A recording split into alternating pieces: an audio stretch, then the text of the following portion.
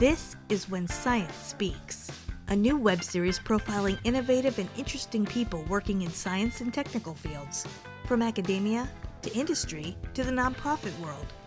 We explore how to be a powerhouse advocate for science and your research, how to advance your career in meaningful ways that make you happy, and how to push back on the ongoing assault on science and other related issues of interest happening in the world.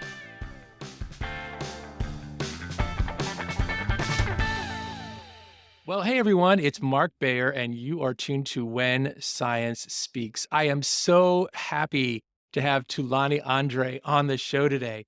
Tulani is a master at creating unique, engaging, and successful campaigns and presences on social media using storytelling and other strategies that help major organizations define their brand, reach their current and target audiences, and stand out in an ever-growing social space. Tulani is currently Vice President, Social Media at National Geographic, the #1 brand on social media. At National Geographic, Tulani defines and implements the social strategy, supporting multiple lines of business, and also directs high-priority social projects across the Walt Disney Company. Prior to National Geographic, Tulani served in senior executive roles at Amazon Prime Video, where she was the global lead of social and editorial, and at Fox Corporation, where she led social strategy and content for the Fox Entertainment brand.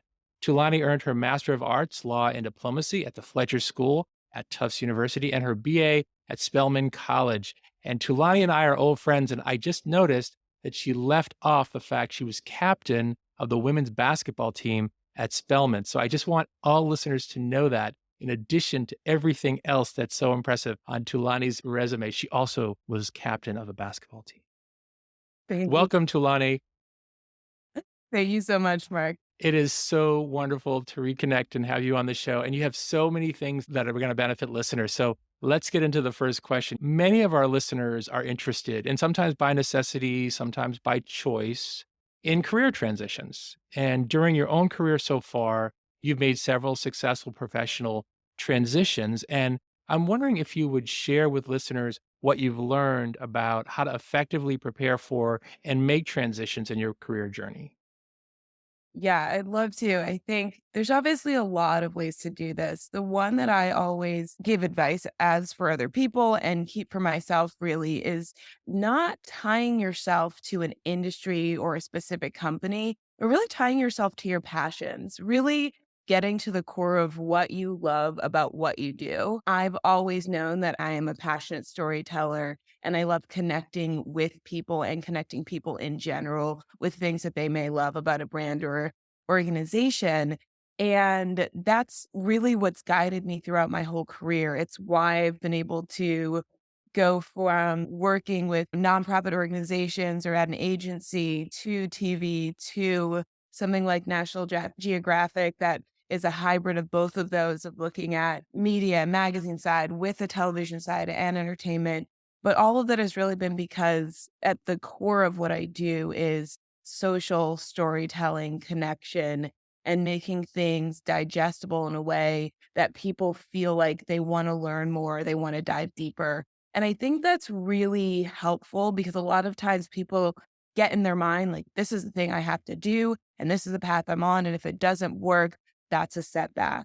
And I think it's really important to say everything that you do is a step forward. Every way that you can connect to something that you're passionate about is a step in the right direction towards getting to do something you love. Because that's the most important part of any day at a job is this is just work. It's not who you are. So do you enjoy it? Is it a part of your passion? And then the second thing I would say about that is, and I always say this when I go into a job to myself, and I always ask people when I hire them, what's your exit plan?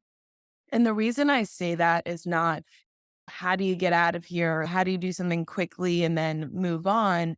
It doesn't have to be from the company. It could be from the role. It could be from the place you are in the role. But when you go into something new, it's about thinking about what do you need to get out of that place? What's the impact you want to have on it? And then how do you really make sure that you tailor the work you're doing, the relationships you're making so that you can get to that next step or you can move to that next position or you can be ready for that next job. And then the third thing I would say that I think is important, it's something that Bob Iger has said in the past, but if you are liked internally, you are known externally. And the reason I find that important is because sometimes we get these messages that I don't think are correct of, oh, my work family, or all of these things that try and make us warp what we are thinking about when we go into the workplace. Oh, they have to be our family. You have to think of this way. These are your coworkers, but foster relationships that show that you care about them as people, that you respect what they're doing at work, that you assume positive intent with the work that they're doing and the relationship you have with them. And make sure that they know about you as a person and the way you work and how you respect other people. And those relationships and that kindness and being liked internally, that gets your name brought up in other rooms and other spaces, in meetings, in conversations with people in those industries that you want to move into. And so those three things, following your passions, making sure you have an exit plan, and really becoming liked internally to get known externally are super important. Absolutely. And a lot of people don't talk about things like that, particularly the last point and how this connection and relationship building is so critical. And the aspect of the exit plan, really insightful. I know listeners are going to benefit from that. And you also touched, Tulani, on storytelling. It's your sweet spot, expertise really in that area as well. And sometimes scientists and engineers are told they should be storytellers, but they're unsure like which topics exactly are appropriate and effective story material. And there's such a focus on the data and evidence and analytics, as there has to be in science, of course, but sometimes there's almost like an over reliance on those things. And this kind of logic centered presentation gets dropped and it doesn't land very well because it isn't really a story that is more holistic and impactful. So, I guess, how would you advise scientists and engineers? And I know you work with a lot of really smart folks who are doing very interesting work in the scientific realm. How would you advise these folks to like authentically and accurately tell broader stories that really allow them to be their authentic selves, but also engage other people?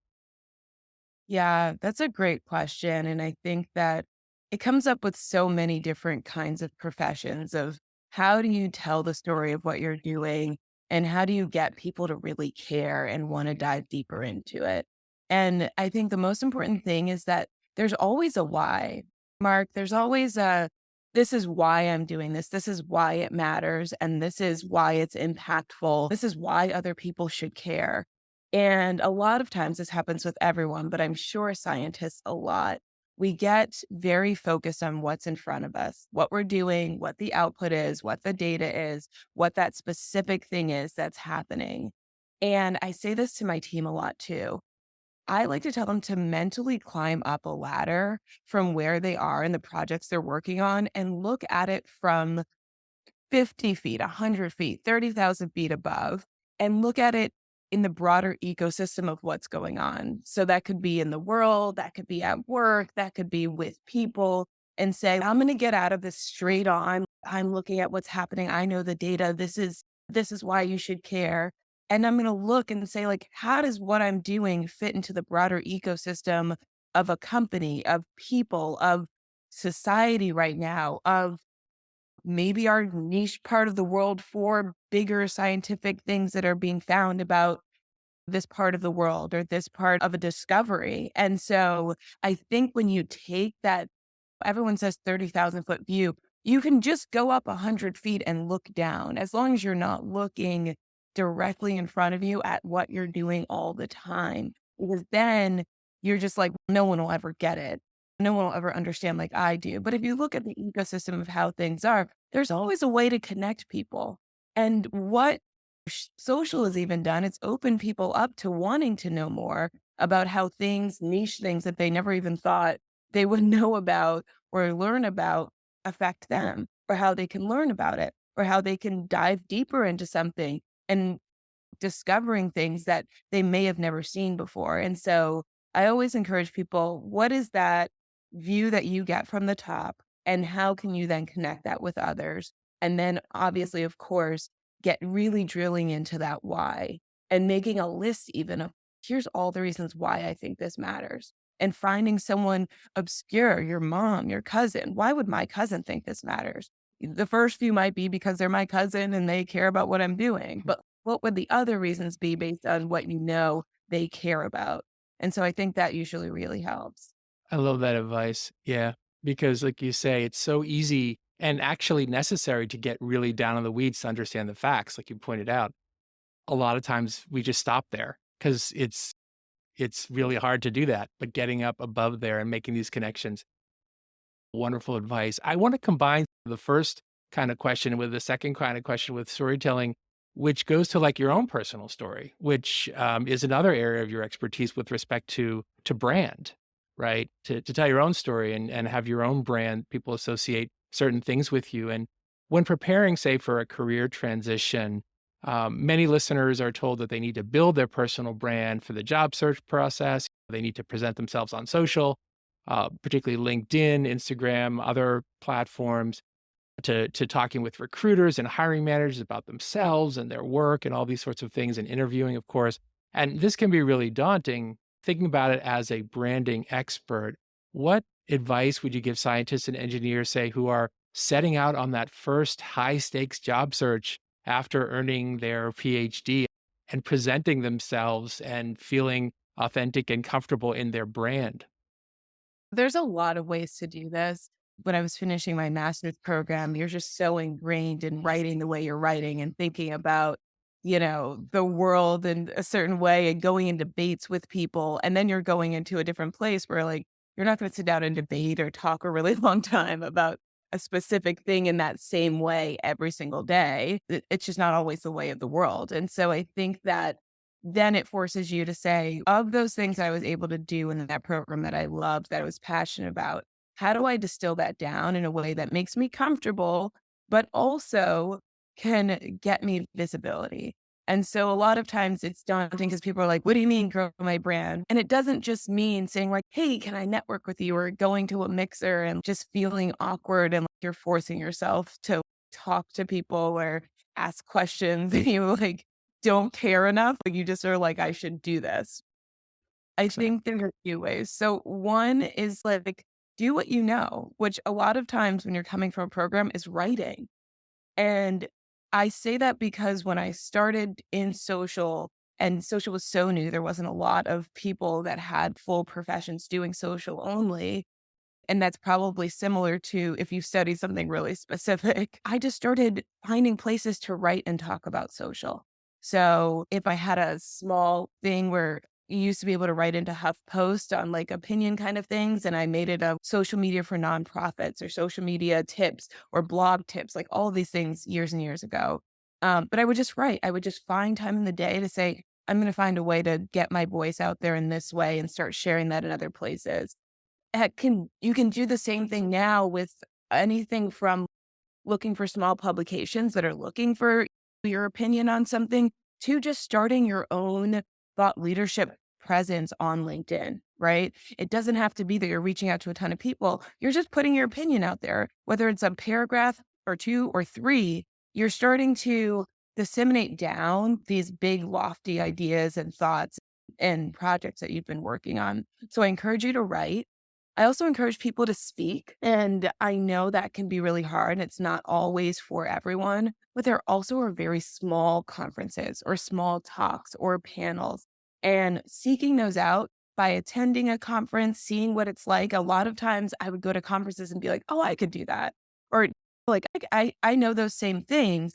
All it is a matter of finding those things and saying, hey, why don't I just put in a application to speak at the next one. If it works, great. If not, I'll try another one. Those were small things I used to do at the beginning of my career just to get in the right places. And sometimes it worked out and sometimes it didn't, but it was like a very small way that I said, okay, I'm doing something for myself outside of this company, outside of this organization that's going to help build my brand, whether I'm here or not. And we always hear that companies, you never know how long you'll be there or what they need or if the economy changes and all of that, but you always know yourself. And I think that's a thing that people really need to hone in on is how do you find those small things, those small ways to write, speak. And I will say that once I started speaking, people would reach out. And what I didn't do was say no. for a really long time. I didn't say no, whether it was a small thing or a big thing, or I had to fly myself to the event or whatever it was, because for me, I've never looked to be paid to speak. I've always thought that exposure and conversation and connection in a way that felt comfortable for me was payment, right? That for me builds a brand outside of anything else. It builds me as a person. It builds me in my interest areas and my career focus. The last thing I would say is probably looking to you're writing, you're speaking, you're doing all that stuff for you, but also there's so much other research, so many other conversations. How are you helping to amplify that? And how are you giving your opinion on it? Are you just posting, right? If you don't feel comfortable or you don't have time to write per se, are you finding other articles, things that you're probably reading on your own and saying, hey, I love this. This was a great piece. This is a really important topic. And here's a few things I took from it. That gets the attention of the writer, that gets the attention of other people in the industry. And then that creates a genuine kind of connection conversation that you can then hone into later. I know that the other part of it is that relationship building, and it can be nerve wracking, right? I get messages all the time of, hey, I was just wondering if you'd be willing to talk, or I was wondering if we could go through a career. I know that happens a lot. And I also know the people who send those, it's scary, right? Like it's not, we always think, oh, you're just reaching out. No, that's a nerve wracking thing to say, I know I don't know you, but I really like what you're doing. And so I think when you're doing that, find those connections that make sense and don't make it feel like you're forcing it, but say, hey, I saw your post on this, or find out the things that they find interesting. Even if it's, I saw you play basketball in college too. And as a student athlete, I know there's always things to juggle and you bring that into your career later on. I'd love to talk to you. Even the small things, I think then show you've done the research, you've looked into it, and you're connecting because you really have that genuine feeling that it could be mutually beneficial and you want to learn from someone that you've done your research on as well. So I think those ways are really great when you're building your own brand authentically. Love it.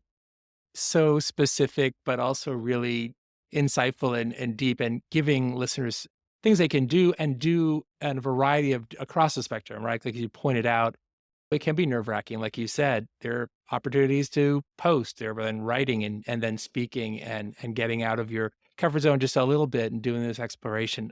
Really great stuff, Tulani. Thank you for sharing that. I want to ask you now, thinking about your own professional role, we talked about, and you've really emphasized connection, which I'm a huge believer in the need to do that. Is it hard to create feelings of connection to a brand on social, like whether it's a personal brand that someone's cultivating or a professional brand for a product or a service or an organization, a company? I think that as social has evolved, so has what people expect from it and what people expect from brands on social.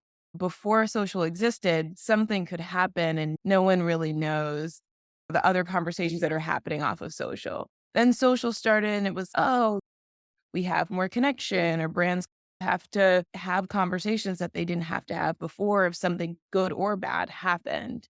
And now people are really taking the next step of we want to know what you stand for from the beginning. We want to know who you are, what your values are as an organization, as a person. We also want to know what you can do for us. It's less of these big solutions and more of these niche, what are the one off of what can you do for us? How are you impacting this audience? How are you responding to this that's happening in the world, whatever it may be?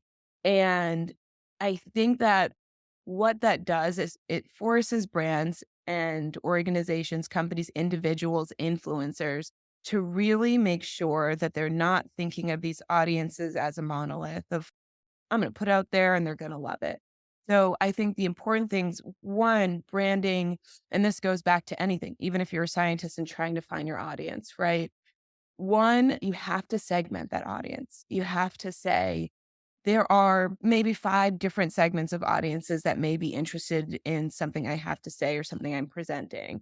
And let's determine why and how, right? If you look at something like Nat Geo, There are going to be animal enthusiasts. There are going to be conservationists and people that are really into nature. There's also going to be a ton of photographers, right? People that are into taking photos. There's also going to be scientists, people that want to know the details of all these different things that are being found. And then there's also going to be just a group of people that are nostalgic for the stack of magazines they saw growing up, I right? remember those. Yeah. And then Yeah. there's also gonna be people that just wanna veg out and watch some of the most beautiful shows you've ever seen. And I can't talk to all those people the same way because they're not the same people. They don't experience media the same way. They don't use social the same way. They're not on the same platforms. There's also even a whole nother group of, I get this all the time now, but it's, I've always wanted to work at or for Nat Geo, right? And so all of those people aren't in the same place. There's some crossover, but the way you connect with them has to be different. It has to be thoughtful. And so I think sometimes a pitfall can be not segmenting your audiences in the right way and treating them in the way that they want as individuals, right? As people that want to experience your brand, but want it tailored to what they're doing. And falling into that place where you think they're all the same is really like a setback, I would say. The second part is that trying to hit them all in one place. So I think some of the campaigns that you see doing the best right now are, yes, there is social posts, but there's also a partnership with a fashion brand, or there's also a connection with a podcast people always listen to, or also you open your favorite running app and that they've partnered with your favorite show or brand or whatever it might be. And it's finding people in different ways to get in front of them to say, we believe in this too. We like what you're doing here too. And also, here's the next step. And so I think that's really important, those partnerships and finding different places to connect with people. And then I think overall, it's thinking about the impact that you want to have on people. And a lot of times people are like, it's an internal priority, or we just have to get it out, or years ago someone would have liked this, or whatever it might be. No one's thinking of what do you want people to feel when they experience what you're putting out, right? What's the reaction you want people to take? It can't just be like, I like this, so you better like it. You have to think of where people are in the world, what's happening, what conversations are going on, what trends there are. How do you both, yes, push certain messaging that you've maybe been working on for a long time, but also relate it to how people are living and working right now? And when you get into that, what do I want people to feel? You take the human approach and not the brand approach, then you start crafting your messages differently. Then you start having different kinds of copy that you're including with what you're writing. Then you're able to bring in anecdotes. Then you're able to personalize things, especially as a brand or an influencer. How do you relate that back to something that your brand's been through, you've been through, something that really creates a connection with people? And so I think it's really about knowing your audience, really knowing where they live and how they interact on those platforms or in those places, making sure you're looking for that emotional connection, and then really tailoring it to everything that's happening and also the people that you're trying to. Wonderful. Wonderful. I'm wondering, you're thinking about the goals for your team, the goals for the organization, some of your primary goals for Nat Geo's social campaigns and presences this year. Nat Geo is such a historic and well known and honestly amazing brand. What we do know about Nat Geo is that it's been around 136 years. And a lot of us in the millennial space know it because our dad or someone in our family had all the magazines stacked somewhere in the house. And if you had a school project, you maybe went to it, or if there's a cool map in there, or you flip through it. And that's what you knew about Nat Geo. And then social started and Instagram started up, and you got on Instagram because of the generation that was getting on there, that same millennial group. And it was like you followed Instagram and you followed Nat Geo, right? And so you knew it was going to have the most beautiful pictures and all this interesting information and all these photographers that were contributing content. And that's same for the generation before as well. They knew the brand, they understood it. And so we have so much reverence. So many people like really had that respect. And you go throughout the years, Nat Geo Social has grown. We have over 500 million followers across our accounts that my team manages, over 700 million globally, I believe. And our Instagram account alone is in like the 280 million range. And it has so much reverence, but it's lacking relevance. And in today's world, that relevance piece, that piece where it's top of mind, not because you're like, oh, I loved Nat Geo. It's, oh, I love Nat Geo because here's what I just saw they did, or here's the partnership they had, or here's this really cool content they created, or here's this picture I saw, or this funny post that they put up, or the way that they made this trip really relatable to what I can do. And now I want to take the trip. And that is the goal for the team, is getting that relevance back into the brand in a way that is in touch with how people consume media, social, video, photos now. And that is just, it's such an exciting task to have because it's so amazing, right? Like, it's such an amazing brand. There's so much content. There's so many videos. There's so many smart people. There's so many photos. And you're like, oh, I get to show people why they should love this. I get to show this why, like, why this will always be relevant to your life, why it's so important for you to explore, why it's so important for you to want to dive deeper, why it's so important for you to see this photo or go to this country that you maybe didn't know that much about and we can tell you about.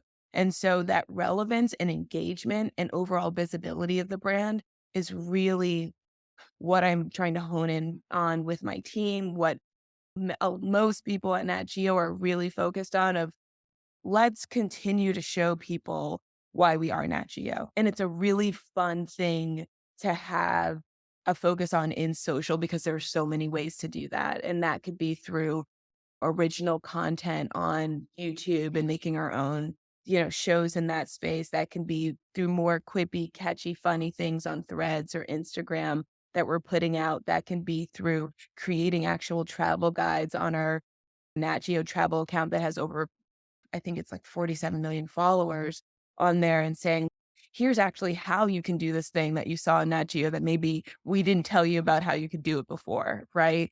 That comes from revamping communities where we get photos from other places and we say, hey, here's a photo challenge. We'd love to see what you have and see what we can, maybe we feature it, maybe we shout it out. But create the connection, talk to people the way that they're using these platforms. And that's really the main goal, is that relevance and that engagement and that visibility. Reverence plus relevance that you said, Tulani.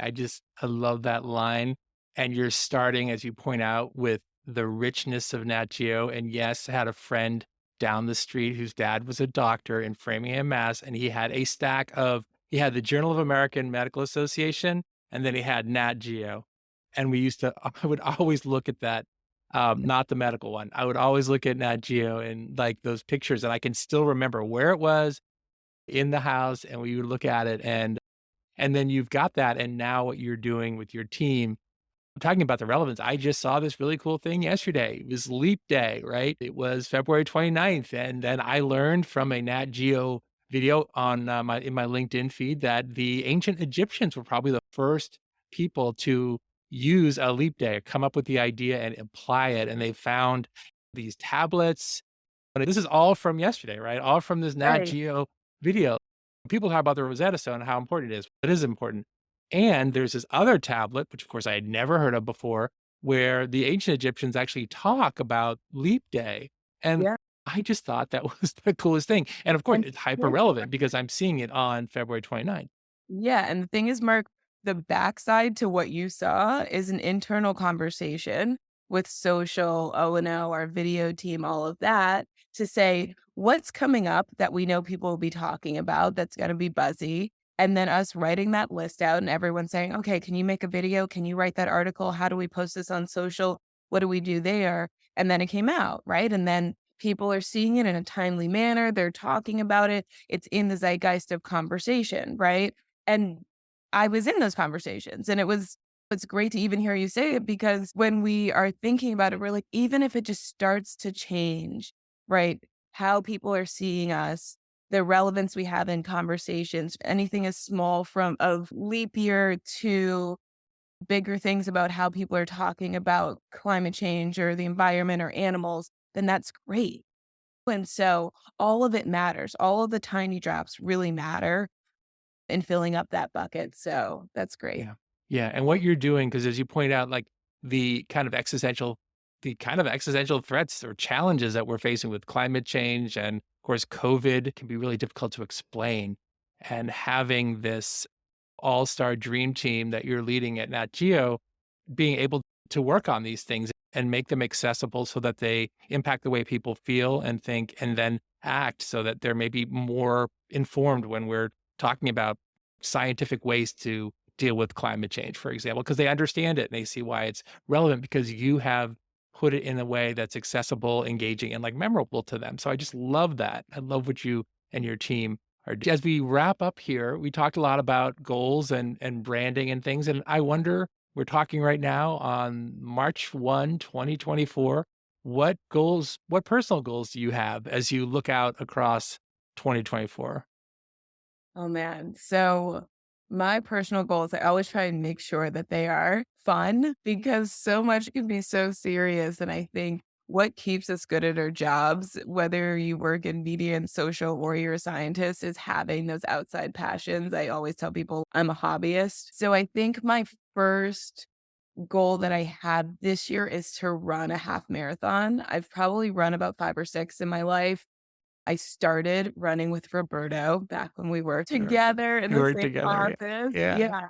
And I just was like come from playing basketball and I had to learn to run, right? Like I was always just we ran up and down the court, Right. but long distances. And I didn't realize what a process it was.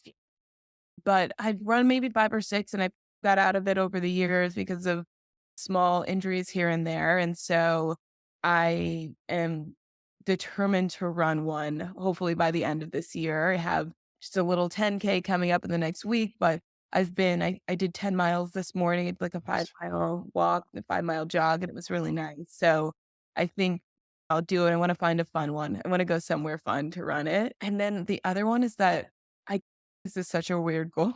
I want to write a romance novel. And this That's is so awesome. random, but I I think read that's a lot of them for since I think about so much, sometimes when I just have a minute to not do anything, I'm like, what's the most mindless thing I can do? So I think it would be fun. I know in the past, like, fun fact that I used to publish like a daily motivational calendar right.